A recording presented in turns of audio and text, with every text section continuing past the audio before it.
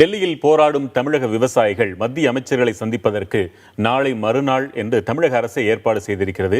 உடன் தமிழக வேளாண் துறை அமைச்சரும் செல்லவிருக்கிறார்.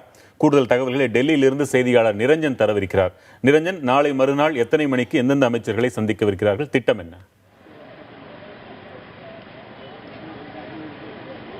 வெங்கட், தற்பொழுது இந்த தமிழக அரசின் சார்பாக மேற்கொள்ளப்பட்டிருக்கக்கூடிய இந்த முயற்சிக்கு தற்பொழுது தலைநகர் டெல்லியில் போராடி வரக்கூடிய தமிழக விவசாயிகள் தற்பொழுது மகிழ்ச்சி தெரிவித்திருக்கின்றார்கள். 14 நாட்களுக்கு பிறகாவது எங்களது குரலானது அவர்களுக்கு கேட்டிருக்கிறதே என்ற அந்த மகிழ்ச்சியை தெரிவித்திருக்கின்றார்கள். இவர்களுடன் முதல் நாளிலிருந்து போராட்ட காலத்தில் நாம் தொடர்ந்து பயணித்து வருகின்றோம். அதுவும் குறிப்பாக இன்றைய தினம் காலையிலிருந்தே இவர்களுடன் தொடர்ந்து இவர்களது கஷ்டங்களையும் இவர்களது அந்த வழிகளையும் நாம் தொடர்ந்து பதிவு செய்து வருகின்றோம்.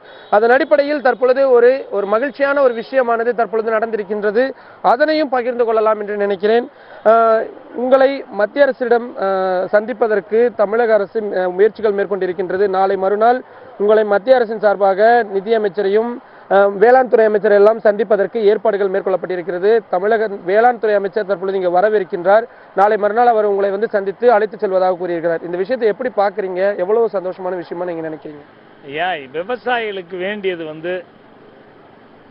இந்த வறட்சியில் அழிந்து விட்ட 1 கோடி பயிர்களுக்கு நஷ்டஈடு வேணும். அது மாநில சர்க்கார் 21,708 கோடி கேட்டிருக்கு. அது வாங்கி தரணும். 1.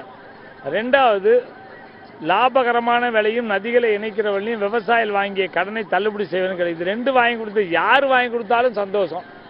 அதனால் நம்ம தமிழக அமைச்சர்கள் வந்தாலும் யார் வந்தாலும் எங்களுடைய கோரிக்கை அதானே, விவசாயிகளை காப்பாற்றுங்கள் என்ற கோரிக்கை தான்.